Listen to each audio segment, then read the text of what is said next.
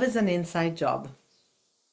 And our souls, however pure, as we go through our human experience, gets muddled.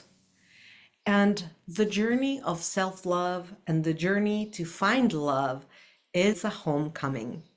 And because today I want to dive deep into this amazing topic, I have invited to be with me Junie Moon.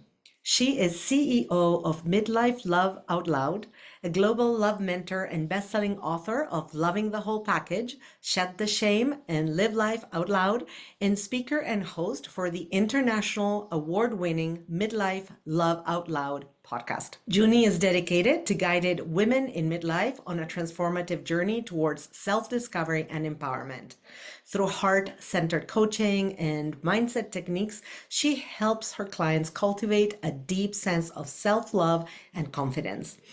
Junie has supported thousands of women over the past 30 years to claim the freedom to be and love themselves without apology. So, Junie, it is so good to be with you here today. I'm so excited to have this conversation with you. It's always so good when you and I get together. Welcome. I'm so grateful. I'm grateful to have time with you and to be here on your show. Yes, yes. And I love that as a love coach, you're so much more than a love coach. And that's why I want to have this conversation because I realize that in the end, the work you do and the work I do, guiding others into their own expansion and their own inner healing, has so much in common. Yeah, And I love how, truthfully, the work of self love is foundational for everything and anything else in our lives. absolutely. Can you tell me about how that factors into the work you do and even speak a little bit so that others can understand what you do exactly? What do I do exactly? I love that you're starting our conversation with self-love because as I've gone through my journey, my individual journey, and as I've continued to support other people, it just keeps coming back to self-love and not just self-love, because we could look in the mirror and go, I love myself or I love you, but literally self-love in action. Like, how do we take care of ourselves? How do we speak to ourselves? So many different nuances, and we're going to dive in so much more around this huge topic. Oh my God. It affects everything, well, let's go to what do I do? Let's start with that. So, yeah, there's so much to talk about. I love it. So, so many years ago, I came across a body of work called shadow work that changed my life. And again, we're going to talk more about that. But the gist is that we have blind spots. There are things that have happened to us in our life that have shaped us and given us beliefs and given us patterns of how we show up in our life and how we treat ourselves and how we treat other people. And sometimes we don't understand why we can't have the extraordinary life that we desire, why we struggle with our relationships, why we struggle with our health and our wellness or our careers, whatever it is. And so when I started this journey with shadow work, I was in a 20-year marriage that was really challenging. I walked on eggshells. I had knots in my stomach because I wasn't myself. I wasn't able to really speak my truth or get my needs met. And he had a temper. So I was really careful not to rock the boat. So I didn't have my voice and I didn't have my authentic self.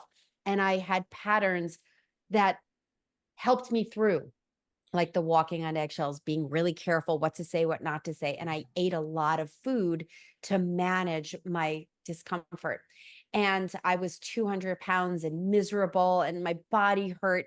And I thought I had a food problem. And then I came across shadow work and I realized that it was about self love. It was about understanding my value, my worthiness, and really coming home to my heart. And through the tools of learning shadow work and how to pull back the curtains on what is my true essence, what is my true self, my soul desires. Once I was able to really clean that off and really come home to my heart, that's when I was able to really have an authentic, beautiful life. The marriage didn't last. However, I entered into a new chapter of my life, and it's been extraordinary. And so I had to share it. I had to share it with the world. And so what I do, I primarily work with women. I primarily work with women in the second half of life that are starting over in love, wanting a partner, wanting to deepen their relationship that they have, but they're struggling with something, whether it's self-esteem, healthy boundaries, the inability to really ask for what they need, and a whole bunch of other things. Yeah. And with that said, I help anybody that's knocking on my door saying, I'm missing something and I don't understand why. So I am called a love coach because at the end of the day, it's what you hear me say over and over and over. It's about love. I stand for love. And when we can start with our own hearts and truly take deep care of our precious souls, that's when everything changes for us. Yeah. Oh my gosh, so much you have packed in those phrases that you just shared. I've heard you say a few things that I want to like underline.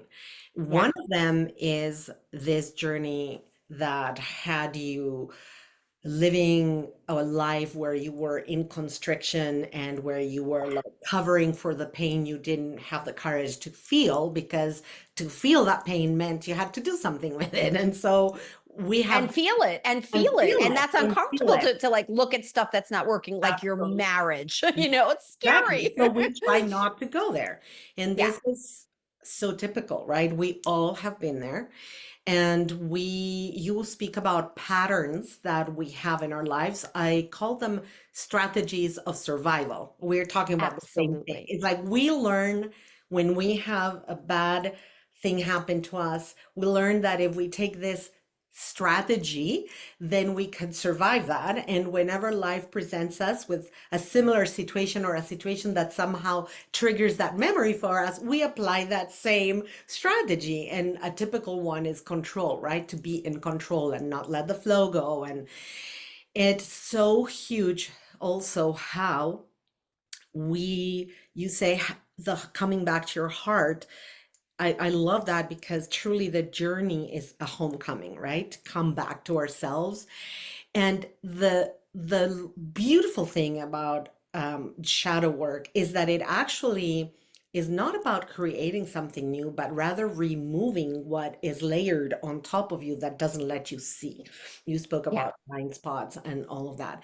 So I'd love to move further with this conversation. And why is it so hard to come home? Why is it so hard to experience true soulful love even after you've come home? What's happening out there? You you just said something that really speaks to that very question, which is self-protection, which is strategies for survival. I mean, when we're born with that disposition as human beings to make sure we don't get kicked out of the tribe, because if we Yes. get kicked out of the tribe many, many moons ago, we didn't survive. And we need our parents to take care of us. We need to feel safe. We need to make sure that we're going to get through the day. And so we learn at a very young age, do this, don't do that. Speak up, don't speak up. We are sponges. So at a very young age, we learn these strategies for survival. And in the body of work called shadow work that I'm trained in, we say that there's a part of you called the risk manager. And so this part is constantly assessing, is this safe or not? Just like what you just said. And if it says, ooh, we've been here before, ooh, that looks like the last relationship you were in. He looks a little different. He sounds a little different, but let's remember, and this is all unconscious. Let's remember that last relationship was a disaster and he betrayed you, he left you, he hurt you, whatever it is. This is all happening in the background. And so at an unconscious level, that we're strategizing so that we don't fall down the same rabbit hole and get hurt. And so people come to me and say, why am I overeating? Why am I dating the same person over and over again? Why am I treating myself in such horrible ways and have this horrible inner critic that beats me up on a regular basis. Why? Why would I do that? And it is the strategy of protection, because one of the best tools that risk manager has is to scare you, is to make you feel like you can't have a good relationship. Best way that the risk manager has to keep you from doing something is to go, oh, it's never going to work for you. So why bother? Just watch Netflix, just eat some more, numb out. And so we're bumping up against a very precious part called the risk manager. We don't like it. We don't like how we're treating ourselves. But at the end of the day, these are strategies to get us through. It's just overworking. And so we need to update the risk manager. We need to get that risk manager to see that the tactics, the strategies are painful and they're not working. And then we can open to a very new trajectory. But if we keep doing the same things that we've done in the past and have the same thoughts and the same behaviors and the same strategies, guess what? You're going to have the same life. But if you want something different, if you want deep, soulful love, we need to clean up some of the crap that we've picked up along the way. Yeah, and I I want to say something to that, which is so interesting because for most of us, what happens is that even though we feel the pain and we're in this uncomfortable space, it's a well-known space. And what I've seen is that that uncomfortableness, that pain needs to reach what I call boiling level for people to say, okay, I'd rather go through fire and stop feeling this way than keep feeling this way. So there's a point, and I see it, I'm imagining you see it with people all the time where they're unhappy, but they're in this pot that is kind of hot but not boiling yet, right? And they're kind Yeah. of there and they're there and they're not, and suddenly it's just so much and they're like, okay, whatever it takes, whatever it takes. So I'd like you please to tell us a little bit of how it looks, the whatever it takes, because it's not necessarily an easy journey. So what can people Yeah. expect as they move through that healing process, which actually has so much intensity? Can you tell us a little bit about that? Oh yeah, there's so much there. Okay, first I want to go back to the discomfort, and then you get to that boiling point. I remember when years ago when I was like desperate to lose weight and figure this all out, I went to Overeaters Anonymous, and it was a great beginning for me. I really needed the shadow work to take me to the next level, but it was a great beginning. And I remember thinking, if only I was allergic to chocolate and sugar, then I would have the instant boiling point and I wouldn't eat it. But I didn't really have a lot of pain around it. It was like, so I was like, well, I could have a little bit of this and I could have a little bit of that. But there was a part of me that like admired on some level that people were diabetic. I'm like, oh, if I was only diabetic, Wow. then I wouldn't do it. And of course, I see friends of mine that are diabetic that still do that because these patterns run deeply. So there's something to be said about the boiling point. And I always say that there is the discomfort we have. I'm not finding the love of my life. I'm struggling with my self-care or whatever it is. And that Seeing desire the to change. loneliness. And oh, that's Lot of so huge. The loneliness. the loneliness and the fear of what is my life going to look like if it keeps going. Oh my God, I'm 50, 60, 70, you know, the loneliness, yeah, there's so much. And loneliness, there's so much information out there about the, scientific research that shows that loneliness has such a huge impact on our health and our wellness and so many things. So what I say is, and this, it's just how I play with words. Instead of leaving your comfort zone, okay, I know this, so at least it's bad, but I don't have to leave the comfort Yeah. zone and go into the mystery. I always say, let's stretch the comfort zone. Let's give you some more information. Let's help you have some more tools. So when the inner critic comes in, you know how to handle it. Let's get that risk manager to work with you. And then what happens is you get to experience more. You get to try on more. Now, here's the thing, and I want to answer more deeply what you said about the intensity of this work. That's why a lot of people don't do personal growth work because they're scared. It's like, I don't know what's on the other side of this. And it sounds scary already. Shadow work, what's in shadow, blind spots, what's going to happen? How am I going to change? I mean, we don't like change. That's we don't like mystery. We have to get comfortable with it to some extent, but we're wired for we need to know what's going on so we're going to survive. So what do we do about this? Well, what is beautiful about the body of work that I'm trained in is it's not like jumping off a cliff without a parachute. And that's what that part of you inside of you that was birthed at such a young age and that's in the unconscious realm is going, you're jumping off a cliff instead of, wait a second. That's why we need to work with the risk manager. Let's take some steps, some conscious, loving, and maybe some supportive, edgy steps, but slow and steady. I'm not pushing anybody off a cliff.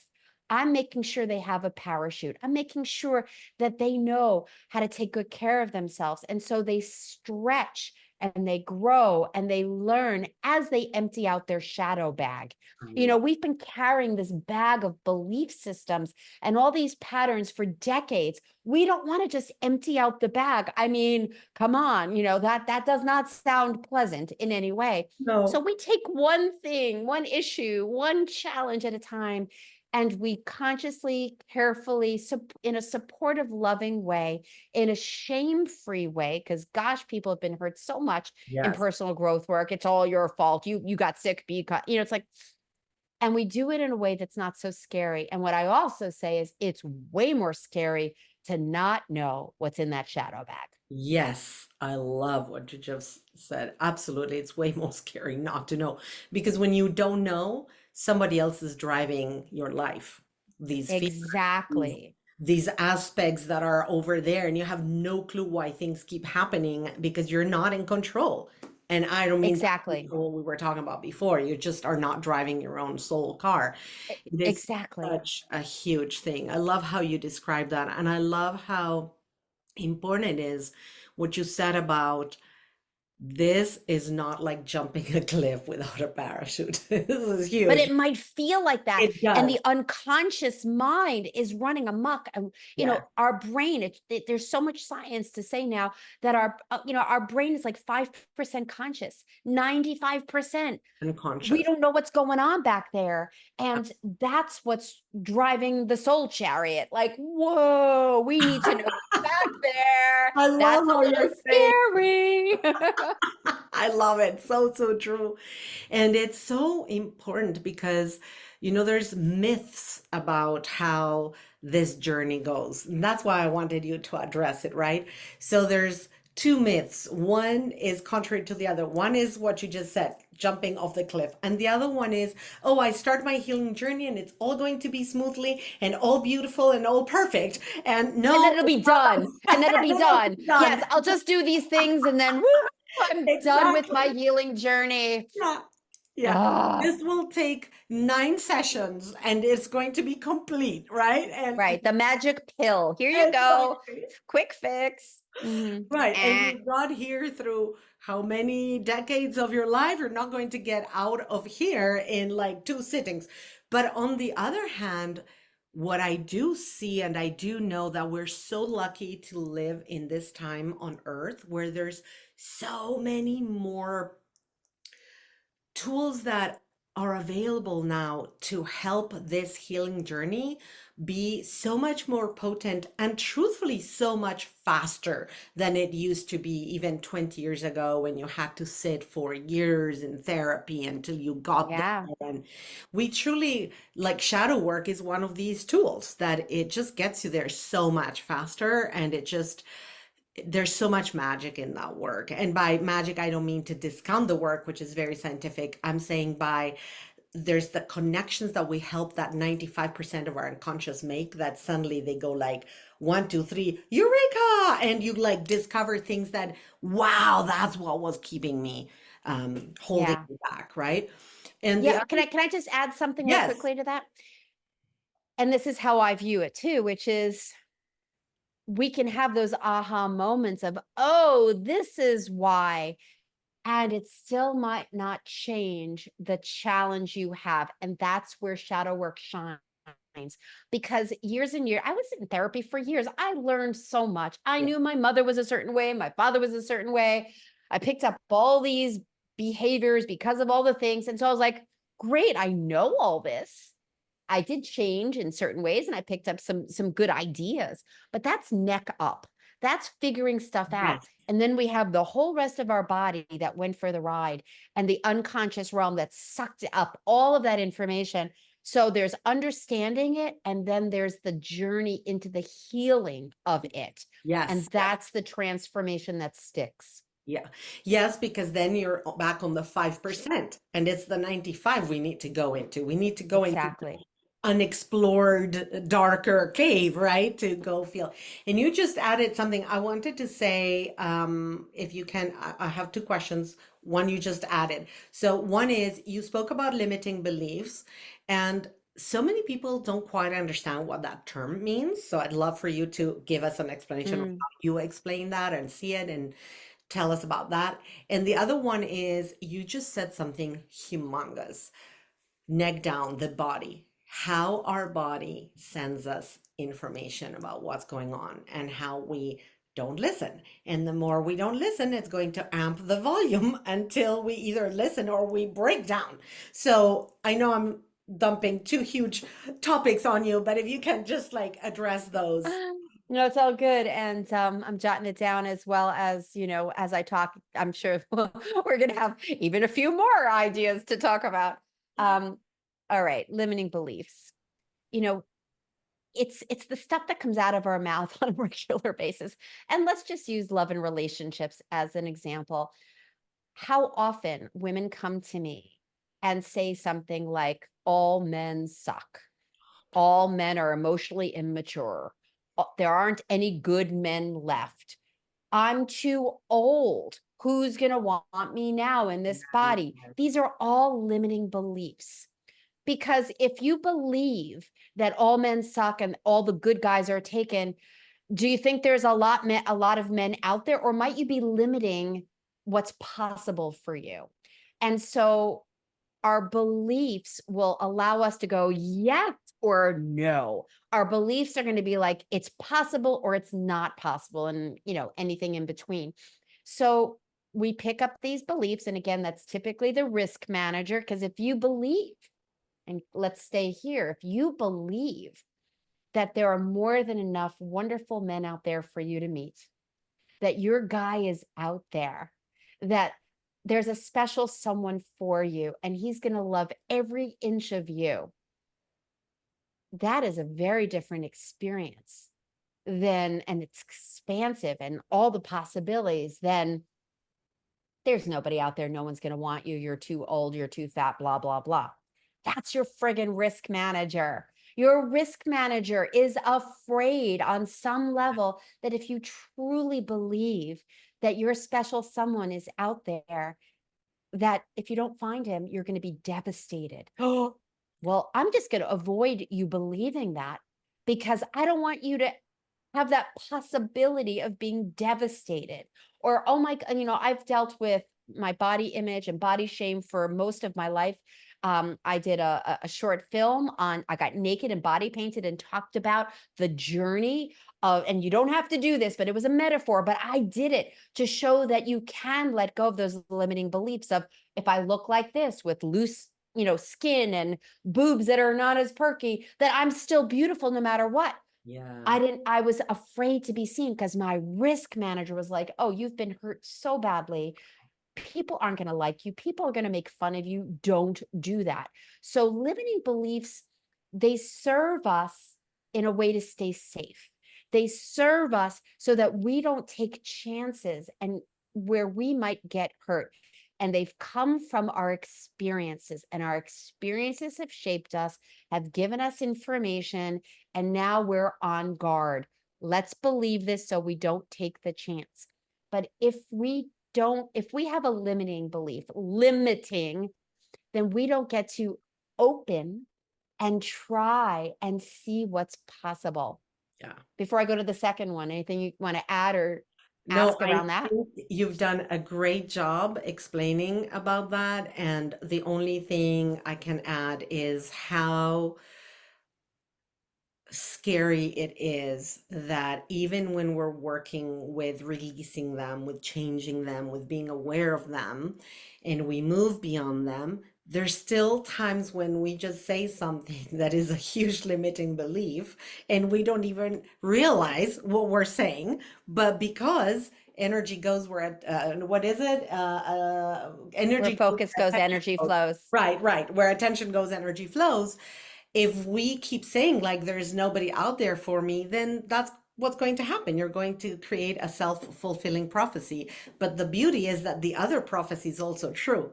There's my man is out there, my king is out there, my soulmate is out there, and we truly magnetize that into our lives. The same This way, is the law of attraction. I yeah, mean, yeah, if it, so this goes right back to the, conscious mind, unconscious yeah, mind. If consciously you're like, my man is out there, my man is out there. So now you might be thinking, let me change my limiting belief. I'm beautiful, I'm wonderful, my man is out there. But if in the background it's going, nah, yeah, it's not going to happen for you. There's no one out there. Guess who's listening? The yeah, universe. And the universe is going to go, you're right.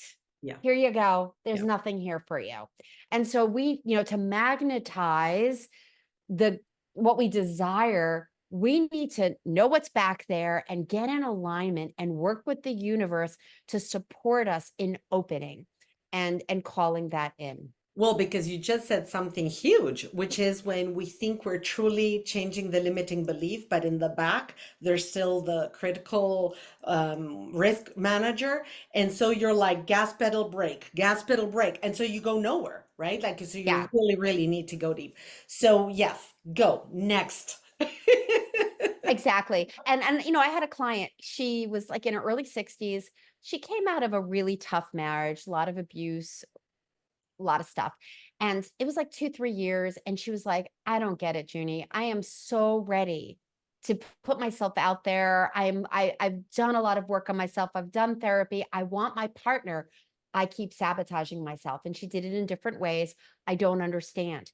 And so we started pulling back the layers, and she dropped into this memory of when she was a teenager and her father shamed her for liking boys at Wow. such a young age. And what did she experience? She experienced a gut punch from her dad. Her stomach was like, it felt like she lost the love of her dad because he shamed her. And so she looked at me and she was like, this is why I'm having a hard time putting myself out there. There's Wow. a limiting belief I have that I'm a slut if I go for boys. And of course I said, I don't have the crystal ball, but with everything I've said, yeah, I think that's what happens is we have these experiences, we suck them into our bodies, our beings, and then there's that part going, well, I don't want you to feel what happened, the same thing that happened when you were a kid. I'm going to just keep having you, keep you from these guys.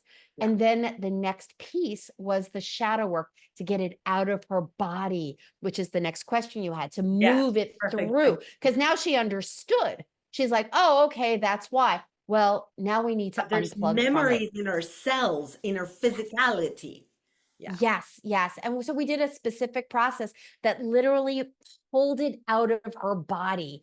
And we're not going to go into all the, Yeah. ways Yeah. to do it, but Yeah. ultimately there's a book, The Body Keeps the Score. There's so much information out there that says this vehicle is listening and holding and learning. And that's why we get sick too. I mean, I've had people come to me. I had this one client who had a shoulder problem, and she knew that shadow work was so smart. And she came to me and she's just like, "Ah," so we had a conversation with her shoulder.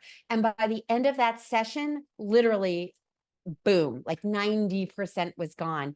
The body was trying to give her a message. Yeah. So the body stores so much information, so much trauma. So we could know a lot, and we can own till the cows come home. We can look in the I mirror. love I it. know, I love that. I picked that up a long time ago. You can look in the mirror and go, I love myself. I love myself. You could be naked and all of that stuff. And it helps. Of course it helps. The vision boards help. All of that helps. But you have to And go deep to eradicate it's like the roots, right? You have to go to the yes, root.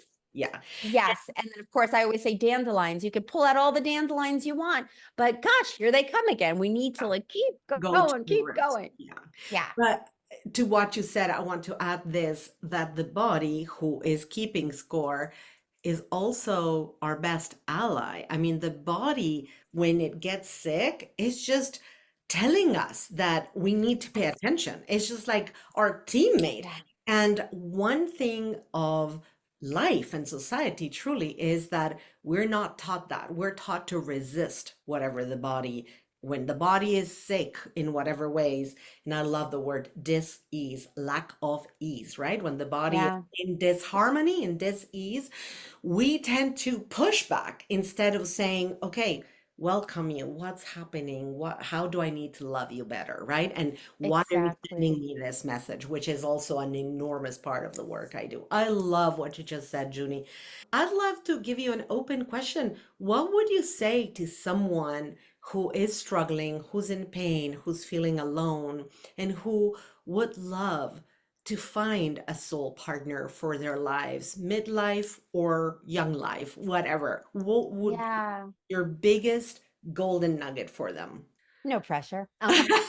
No, just an easy question, you know? No pressure. Okay. We need to be the person that we want to call it. Yes. We need to be living Oh, the life sorry, one moment. You need to repeat that. I just got chills all over my body. We need to be the person that we we want to want call to in. love in. That is humongous. Thank you for Yeah. that. Yeah. Woo! How we are being is what is going to show up around us.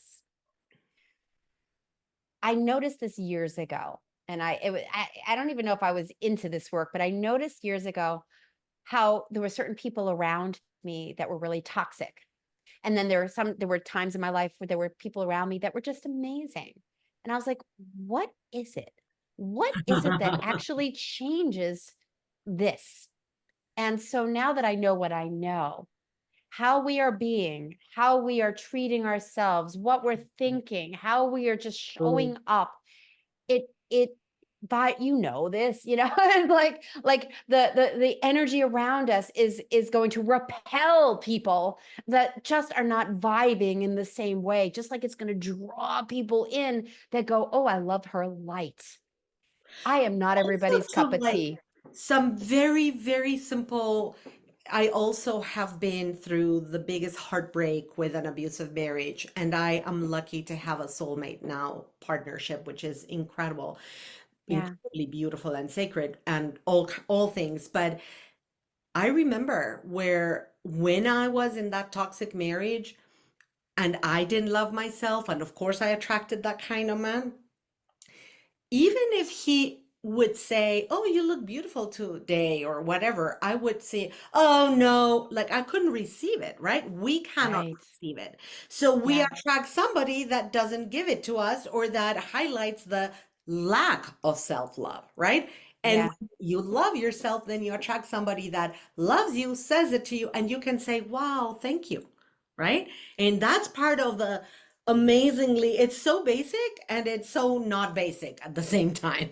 Just love this shit. I mean, it's like it can be really fun. It can be really fun. It's like, oh, look what I just drew in, and like, wow, this is like you could be really playful So with your this, and advice, it's an inside job.